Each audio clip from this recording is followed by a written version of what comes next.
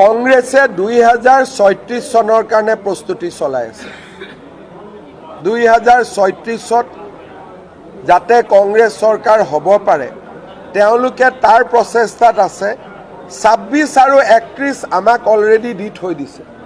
সেইটো কাৰণে মই নাভাবোঁ যে আজিও ক'ৰবাত কংগ্ৰেছৰ প্ৰস্তুতি আছে, মই তেনেকৈ নাভাবোঁ। এটা ভোট বেংক নিশ্চিতভাৱে আছে। কংগ্ৰেছে কেণ্ডিডেট দিয়ক নিদিয়ক, একেবাৰে যদি আজি কংগ্ৰেছে তামিলনাডুৰ পৰাও ইয়াত আহি কাৰোবাক MLA উঠায়, নিৰ্দিষ্ট ভোট এটা পাবই। গতিকে সেই ভোট বেংকটো তেওঁলোকৰ আছে, কিন্তু তাক বাদ দি মই নাভাবোঁ যে তেওঁলোকে 26 আৰু 31 চনৰ বাবে কিবা চেষ্টা চলাই আছে বুলি। আমাৰ কংগ্ৰেছ দলৰ মই জানিব খুজিছোঁ, আমাৰ মুখ্যমন্ত্ৰী হিমন্ত বিশ্ব শৰ্মা কেতিয়াৰ পৰা আমাৰ কংগ্ৰেছ দলৰ মুখপাত্ৰ হ'ল, তেওঁক মই সুধিব খুজিছোঁ। আপোনালোকৰ পৰাও মই জানিব খুজিছোঁ, তেওঁক নতুনকৈ মুখপাত্ৰ দিলে নেকি কংগ্ৰেছ দলৰ, যে তেওঁ কংগ্ৰেছ দলৰ হৈ কথা কৈছে। কংগ্ৰেছ দলৰ হৈ তেওঁ আমাৰ কংগ্ৰেছ দলৰ কথা আমি ক'ম। হিমন্ত বিশ্ব কোন? তুমি নিজৰ, মই সিদিনাও কৈছোঁ, তুমি নিজৰ পাৰ্টিটো চোৱা, নিজৰ পাৰ্টি তুমি চম্ভালা, তুমি আবুল তাবুল বলকিব নালাগে। কংগ্ৰেছ দলৰ কথা চিন্তা কৰিবলৈ কংগ্ৰেছ দল আছে, কংগ্ৰেছ দলে কৰিব। কংগ্ৰেছ দুৰ্বল নেকি? কেনেকৈ দুৰ্বল কেনেকৈ? আমি দুৰ্বল নহয়, মনে মনে ভাবি ল'লেতো নহ'ব। হিমন্ত বিশ্ব শৰ্মাই কিছুমান সপোন দেখি আছে, সেই সপোনত তেওঁ নিজে মনে মনে ভাবি লৈছে দুৰ্বল বুলি। আমি কংগ্ৰেছ দল সম্পূৰ্ণৰূপে আমি সবল আৰু সাজু হৈছোঁ, আৰু আমি বদ্ধপৰিকৰ, আমি অংগীকাৰবদ্ধ হৈছোঁ। অসমৰ ৰাইজ অংগীকাৰবদ্ধ হৈছে যে 26ত যিকোনো মূল্যৰ বিনিময়ত বিজেপিক উৎখাত কৰি অসম বিজেপিৰ কবলৰ পৰা মুক্ত কৰা হ'ব। নাই, আমিতো প্ৰধানমন্ত্ৰীটো আপোনাৰ জানে এটা পৰিভ্ৰমী চৰাইৰ দৰে তেখেত আহিছে, আমি ভাল পাইছোঁ। কিন্তু আমি লগতে এইটোও প্ৰশ্ন কৰোঁ যে বিপদৰ সময়ত তুমি কিয় নাহা? আপুনি কিয় নাহে? এই যে যোৱা বানপানী হৈ গ'ল, যোৱা জুন জুলাই আগষ্ট মাহত যি প্ৰলয়ংকাৰী বানপানী হ'ল, না অমিত শ্বাহ আহিল, না নৰেন্দ্ৰ মোদী আহিল। বিপদৰ সময়ত নাহে। এতিয়া বিহু চাবলৈ আহিছা, তুমি ঝুমুৰ নৃত্য চাবলৈ তুমি আহিছা, কিন্তু অসমীয়া মানুহৰ যিটো দুখ দুৰ্দশা, আমি যে বানপানীত ককবকাই যেতিয়া আছিলোঁ, মাথাউৰিত যেতিয়া আমাৰ মানুহ আছিলে গৰাখহনীয়া হৈ, তেতিয়া কিন্তু আপোনালোক নাই, তেতিয়া আপোনালোক নাহে। এতিয়া প্ৰশ্ন হৈছে, আমি নৰেন্দ্ৰ মোদী ডাঙৰীয়াক আমি এইটোৱেই প্ৰশ্ন কৰিব খুজিছোঁ যে আপুনি যিমানবাৰেই অসমলৈ নাহক কিয়, অসমৰ ৰাইজে কিন্তু এটাকৈ 14 চনৰ পৰা আপোনাৰ প্ৰত্যেকটোৰ হিচাপ অসমৰ ৰাইজে ৰাখিছে। আপুনি কেনেধৰণে অসমৰ ৰাইজক প্ৰতাৰণা কৰিলে।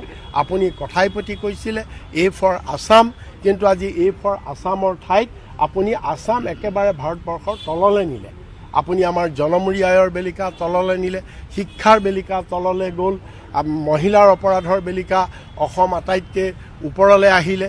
গতিকে সকলো ক্ষেত্ৰতে আজি শিশুৰ নিউট্ৰিশ্যনৰ বেলিকা, স্কুলৰ ড্ৰপ আউটৰ বেলিকা, সকলোতে আজি ভাৰতবৰ্ষৰ ভিতৰত অসম আটাইতকৈ তলত। কৈছা A for আছাম আটাইতকৈ আগত আনিবা, কিন্তু নিচা আটাইতকৈ তলত। গতিকে ইয়াৰ উত্তৰ, আৰু আমাৰ গোটেই অসমৰ স্বাভিমান তুমি ধ্বংস কৰিলা।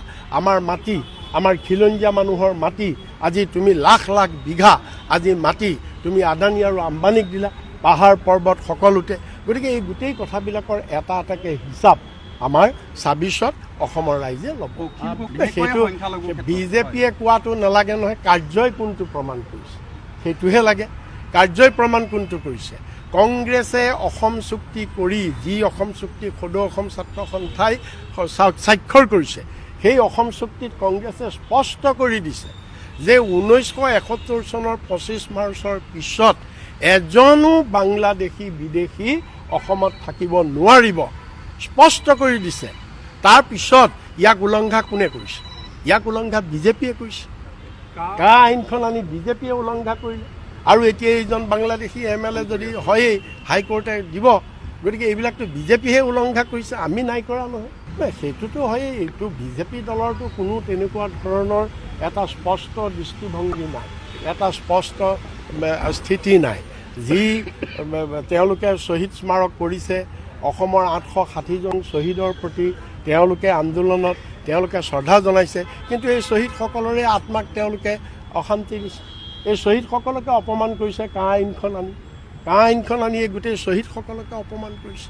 গতিকে এইটো বিজেপিৰ এইটো হৈছে দুমুখীয়া এটা সদায় দুমুখীয়া চৰিত্ৰত বিজেপি চলি আছে আৰু লাহে লাহে ৰাইজে কথাবিলাক বুজি পাইছে। চাওক, প্ৰধানমন্ত্ৰী নৰেন্দ্ৰ মোদীয়ে কি কৈছিলে? প্ৰথমতে কৈছে 16 মে কি বাদ বুঢ়িয়া বুস্তৰ বান্ধ কে সব ঘুছ বিটিও কিয় আসাম সে জানা পৰেগা।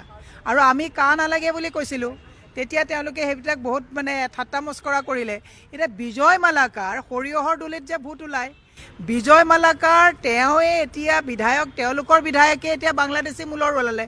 আমাক অচিনাকি মানুহৰ কথা কয়, 22টা সমষ্টিত কংগ্ৰেছক ইলেকশ্যন খেলাৰ কথা কয়, ওপৰলৈ থুই পেলালে গাতে পৰে।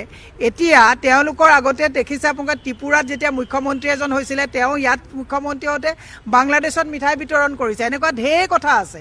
এতিয়া কাৰ জৰিয়তে তেওঁলোকে নতুন নতুন মানুহক ইয়াত নাগৰিকত্ব দিয়ে? অহাবাৰ যদি তেওঁলোকে নিৰ্বাচন খেলে বহুত বাংলাদেশী মূলৰ মানুহে টিকেট পাব। এতিয়া মই প্ৰধানমন্ত্ৰীক আপোনালোকক সুধিবলৈ কৈছোঁ যে 16 মেত বিদেশী খেদিব বুলি কোৱা প্ৰধানমন্ত্ৰীৰ নেতৃত্বাধীন চৰকাৰ, ডাবল ইঞ্জিনৰ চৰকাৰত কেনেকৈ বিজয় মালাকাৰে বিধায়ক হ'বলৈ পালে? 66 আৰু 71ত বিজয় মালাকাৰৰ পৰিয়ালে ইয়াত ভোট দিয়া নাই, তেওঁলোক বাংলাদেশী মূলৰ। 71ৰ পাছৰ মানুহ তেওঁলোক। তেতিয়াহ'লে যদি খোদ বৰঘৰতেই যদি বাংলাদেশী বিধায়ক থাকে, তেওঁ অচিনাকি মানুহৰ কথা ক'লে শোভা পায় নেকি? আজি মই সংবাদ মাধ্যমৰ প্ৰত্যেককে আহ্বান জনাইছোঁ, হিমন্ত বিশ্ব শৰ্মাক আজি গৈ সোধক, অচিনাকি মানুহৰ কথা বহুত কয়। বিজয় মালাকাৰ যে একেবাৰে অচিনাকি, তেওঁ বৰঘৰত ওলালে, বাংলাদেশী মূলৰ, ইয়াত তেওঁ কি উত্তৰ দিব? এই কথাটো আজি হিমন্ত বিশ্ব শৰ্মাক সোধক। আৰু হিমন্ত বিশ্ব শৰ্মাকো কৈছোঁ, আজি সংবাদ মাধ্যমৰ কাকো নুসুধিব যে তোৰ মালিকৰ নাম কি, মই লগাই দিম বুলি। আপুনি সোধেতোন যে তই কোন, তই কোনোবা মুছলমান সম্প্ৰদায়ে যদি তেওঁকতো অচিনাকি সজাই দিয়ে। আজি মই কৈছোঁ, ড্ৰাইভাৰ অচিনাকি, কোনে ৰাখিব নাৰাখিব পিছত মীমাংসা হ'ব। বিধানসভাত কেনেকৈ বিদেশী মূলৰ বাংলাদেশৰ মানুহে তাত MLA জিকি হৈ আহিলে, সেইটোহে বহুত ডাঙৰ প্ৰশ্ন। আইন প্ৰণেতা যোনে আইন নিৰ্মাণ কৰে, বৰঘৰতেই যদি বাংলাদেশৰ মূলৰ বিধায়ক থাকে, তেওঁৰ মুখত চিনাকিৰ কথাই কিবা শোভা পায় নেকি? এক বৃহৎ প্ৰশ্ন। অসমৰ ৰাইজক ক'লোঁ, 26ত হিমন্ত বিশ্ব শৰ্মাৰ নেতৃত্বাধীন চৰকাৰত বহু কাণাৰ পিছত বহু এনেকুৱা বাংলাদেশী, সন্দেহযুক্ত নহয়, বাংলাদেশী মূলৰ মানুহে প্ৰাৰ্থিত্ব পাব। গতিকে ৰাইজ সাৱধান হ'বৰ হৈ গ'ল। এই আৰম্ভণি যাত্ৰা 16 মেত নৰেন্দ্ৰ মোদীয়ে বিদেশী খেদাৰ কথা কৈছিলে। বিদেশী এতিয়া বিধানসভাত তেওঁলোকৰ বৰঘৰত একেখন থালত ভাত খাই আছে। ই এক বৃহৎ চাওক, প্ৰধানমন্ত্ৰী নৰেন্দ্ৰ মোদীয়ে কি কৈছিলে? প্ৰথমতে কৈছে 16 মে কি বাদ বুঢ়িয়া বুস্তৰ বান্ধ কে সব ঘুছ বিটিও কিয় আসাম সে জানা পৰেগা। আৰু আমি কা নালাগে বুলি কৈছিলোঁ, তেতিয়া তেওঁলোকে সেইবিলাক বহুত ঠাট্টা মস্কৰা কৰিলে। এতিয়া বিজয় মালাকাৰ সৰিয়হৰ দুলিত যে ভোট ওলায়, বিজয় মালাকাৰ তেওঁৱে এতিয়া বিধায়ক, তেওঁলোকৰ বিধায়কে এতিয়া বাংলাদেশী মূলৰ ওলালে। আমাক অচিনাকি মানুহৰ কথা কয়, 22টা সমষ্টিত কংগ্ৰেছক ইলেকশ্যন খেলাৰ কথা কয়, ওপৰলৈ থুই পেলালে গাতে পৰে। এতিয়া তেওঁলোকৰ আগতে দেখিছে আপোনালোকে ত্ৰিপুৰাত যেতিয়া মুখ্যমন্ত্ৰী এজন হৈছিলে, তেওঁ ইয়াত মুখ্যমন্ত্ৰী হওঁতে বাংলাদেশত মিঠাই বিতৰণ কৰিছে। এনেকুৱা ঢেৰ কথা আছে। এতিয়া কাৰ জৰিয়তে তেওঁলোকে নতুন নতুন মানুহক ইয়াত নাগৰিকত্ব দিয়ে? অহাবাৰ যদি তেওঁলোকে নিৰ্বাচন খেলে বহুত বাংলাদেশী মূলৰ মানুহে টিকেট পাব। এতিয়া মই প্ৰধানমন্ত্ৰীক আপোনালোকক সুধিবলৈ কৈছোঁ যে 16 মেত বিদেশী খেদিব বুলি কোৱা প্ৰধানমন্ত্ৰীৰ নেতৃত্বাধীন চৰকাৰ, ডাবল ইঞ্জিনৰ চৰকাৰত কেনেকৈ বিজয় মালাকাৰে বিধায়ক হ'বলৈ পালে? 66 আৰু 71ত বিজয় মালাকাৰৰ পৰিয়ালে ইয়াত ভোট দিয়া নাই, তেওঁলোক বাংলাদেশী মূলৰ। 71ৰ পাছৰ মানুহ তেওঁলোক। তেতিয়াহ'লে যদি খোদ বৰঘৰতেই যদি বাংলাদেশী বিধায়ক থাকে, তেওঁ অচিনাকি মানুহৰ কথা ক'লে শোভা পায় নেকি? আজি মই সংবাদ মাধ্যমৰ প্ৰত্যেককে আহ্বান জনাইছোঁ, হিমন্ত বিশ্ব শৰ্মাক আজি গৈ সোধক, অচিনাকি মানুহৰ কথা বহুত কয়। বিজয় মালাকাৰ যে একেবাৰে অচিনাকি, তেওঁ বৰঘৰত ওলালে, বাংলাদেশী মূলৰ, ইয়াত তেওঁ কি উত্তৰ দিব? এই কথাটো আজি হিমন্ত বিশ্ব শৰ্মাক সোধক।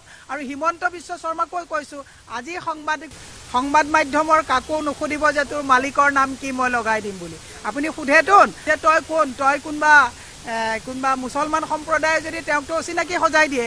আজি মই কৈছোঁ, ড্ৰাইভাৰ অচিনাকি, কোনে ৰাখিব নাৰাখিব পিছত মীমাংসা হ'ব। বিধানসভাত কেনেকৈ বিদেশী মূলৰ বাংলাদেশৰ মানুহে তাত MLA জিকি হৈ আহিলে, সেইটোহে বহুত ডাঙৰ প্ৰশ্ন।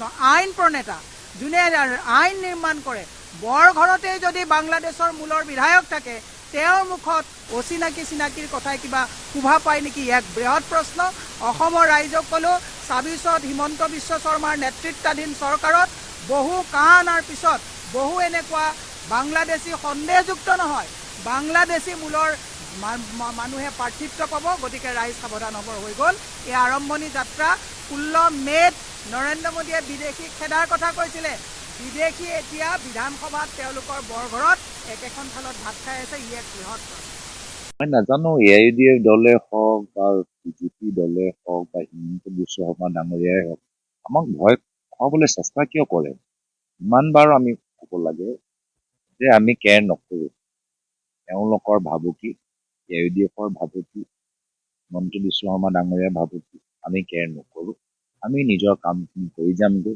কংগ্ৰেছ দল ইতিমধ্যে ৰাইজৰ পদূলিত ৰাইজৰ কংগ্ৰেছৰ যাত্ৰা যোগেদি ৰাইজৰ ওচৰত গৈছে আমি মাত্ৰ ৰাইজৰ পৰাই ভয় কৰোঁ আমি ৰাইজৰ আশীৰ্বাদ বিচাৰোঁ ৰাইজৰ মৰম বিচাৰোঁ আৰু ৰাইজে যদি আমাক কিবা এটা কাম বেয়া পালে তেওঁলোকৰ পৰা পৰামৰ্শ আমি বিচাৰোঁ তো সেইকাৰণে আগতেও কৈছোঁ এতিয়াও কৈছোঁ যে AIUDF আৰু কংগ্ৰেছ দলৰ সম্পৰ্কত মিত্ৰতা হোৱাৰ সম্ভাৱনা শূন্য মই নাজানো AIUDF দলে হওক বা বিজেপি দলে হওক বা হিমন্ত বিশ্ব শৰ্মা ডাঙৰীয়াই হওক আমাক ভয় খুৱাবলৈ চেষ্টা কিয় কৰে ইমানবাৰ আমি ক'ব লাগে যে আমি কেয়াৰ নকৰোঁ তেওঁলোকৰ ভাবুকি AIUDFৰ ভাবুকি হিমন্ত বিশ্ব শৰ্মা ডাঙৰীয়াৰ ভাবুকি আমি কেয়াৰ নকৰোঁ আমি নিজৰ কামখিনি কৰি যামগৈ কংগ্ৰেছ দল ইতিমধ্যে ৰাইজৰ পদূলিত ৰাইজৰ কংগ্ৰেছৰ যাত্ৰা যোগেদি ৰাইজৰ ওচৰত গৈছে আমি মাত্ৰ ৰাইজৰ পৰাই ভয় কৰোঁ আমি ৰাইজৰ আশীৰ্বাদ বিচাৰোঁ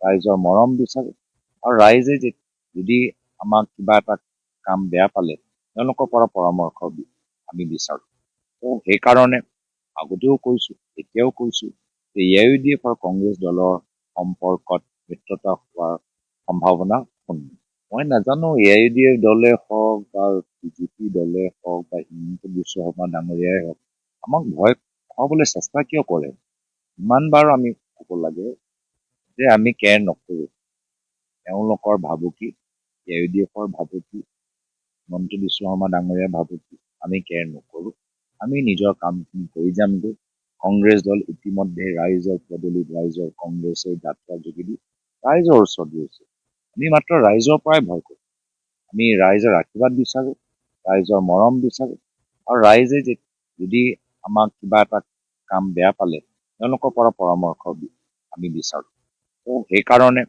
আগতেও কৈছোঁ এতিয়াও কৈছোঁ যে AIUDF আৰু কংগ্ৰেছ দলৰ সম্পৰ্কত মিত্ৰতা হোৱাৰ সম্ভাৱনা শূন্য মই নাজানো AIUDF দলে হওক বা বিজেপি দলে হওক বা হিমন্ত বিশ্ব শৰ্মা ডাঙৰীয়াই হওক আমাক ভয় খুৱাবলৈ চেষ্টা কিয় কৰে ইমানবাৰ আমি ক'ব লাগে যে আমি কেয়াৰ নকৰোঁ তেওঁলোকৰ ভাবুকি AIUDFৰ ভাবুকি হিমন্ত বিশ্ব শৰ্মা ডাঙৰীয়াৰ ভাবুকি আমি কেয়াৰ নকৰোঁ আমি নিজৰ কামখিনি কৰি যামগৈ কংগ্ৰেছ দল ইতিমধ্যে ৰাইজৰ পদূলিত ৰাইজৰ কংগ্ৰেছৰ যাত্ৰা যোগেদি ৰাইজৰ ওচৰত গৈছে আমি মাত্ৰ ৰাইজৰ পৰাই ভয় কৰোঁ আমি ৰাইজৰ আশীৰ্বাদ বিচাৰোঁ ৰাইজৰ মৰম বিচাৰোঁ আৰু ৰাইজে যদি আমাক কিবা এটা কাম বেয়া পালে তেওঁলোকৰ পৰা পৰামৰ্শ আমি বিচাৰোঁ তো সেইকাৰণে আগতেও কৈছোঁ এতিয়াও কৈছোঁ যে AIUDF আৰু কংগ্ৰেছ দলৰ সম্পৰ্কত মিত্ৰতা হোৱাৰ সম্ভাৱনা শূন্য